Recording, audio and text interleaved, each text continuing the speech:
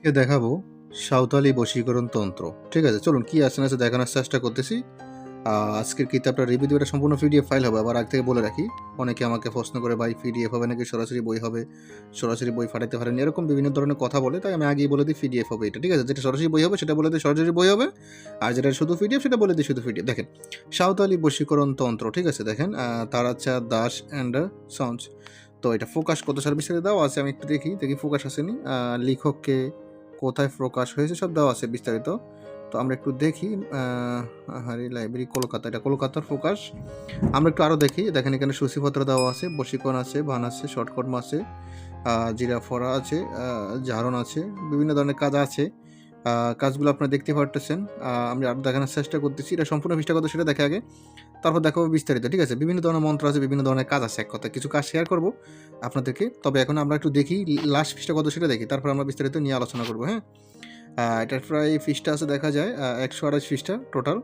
এই দেখেন এখানে লেখা আছে ১২৮ পৃষ্ঠা। তো আমরা কিছু মন্ত্র শেয়ার করবো এর ভিতর থেকে কিছু মন্ত্র। অনেক ধরনের কাজ আছে।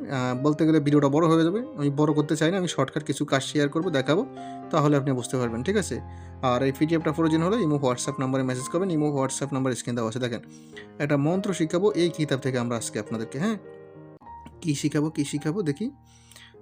মাঝে মধ্যে কিছু ঝাপসা আবার কিছু ক্লিয়ার আছে মোটামুটি। তো ঝাপসাগুলো বাদ দিলাম, ক্লিয়ার থেকে কিছু একটা কাজ শিখাই। ফ্রাই কই জানি একটা সহজ কাজ শিখাই। নুন ফোড়া, এটা কি কাজের? আচ্ছা, লবণ ফোড়া কাজটা শিখাই।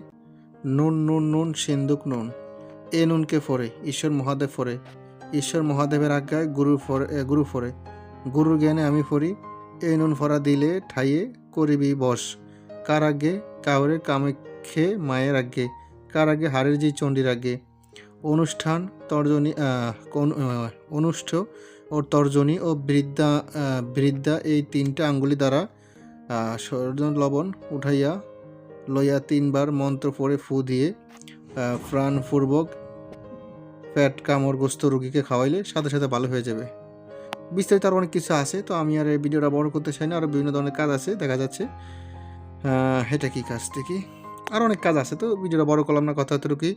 যাদের এই পিডিএফটা প্রয়োজন হবে ইমো, হোয়াটসঅ্যাপ নাম্বারে মেসেজ করবেন। ইমো, হোয়াটসঅ্যাপ নাম্বার স্ক্রিনে দেওয়া আছে। এ পর্যন্ত ভালো থাকবেন, সুস্থ থাকবেন। আল্লাহ হাফেজ, আসসালামু আলাইকুম।